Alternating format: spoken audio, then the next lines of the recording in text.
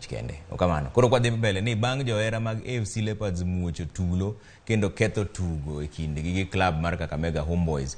Gikone to riwruok matayo tuke adhula FKF nogolo koke.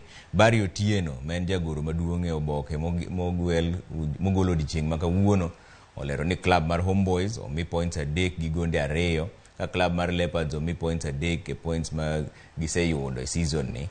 Leopards bende biro chulo omenda mar thieth ne jakudh firimbi Michael Obuya mane oyudo hinyruok ka club no bende koro biro tugo tuke 4 mag dala maonge kod johera mag AFC Leopards bende onyis ni mondo ochul omenda maromo siling 500,000 kaka fwayi.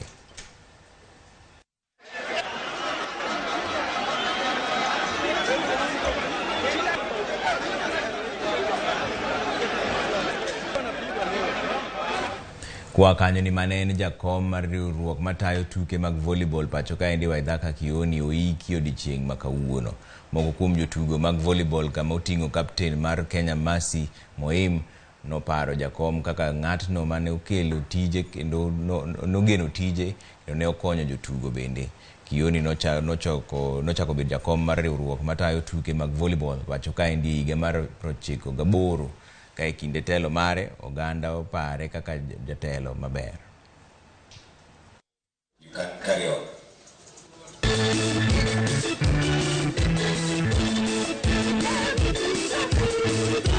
Mr. Kioni's contribution to KPC left a lasting impact, more so in the growth of the administration department, which is steered to become one of the most dynamic and well-structured among government parastatals.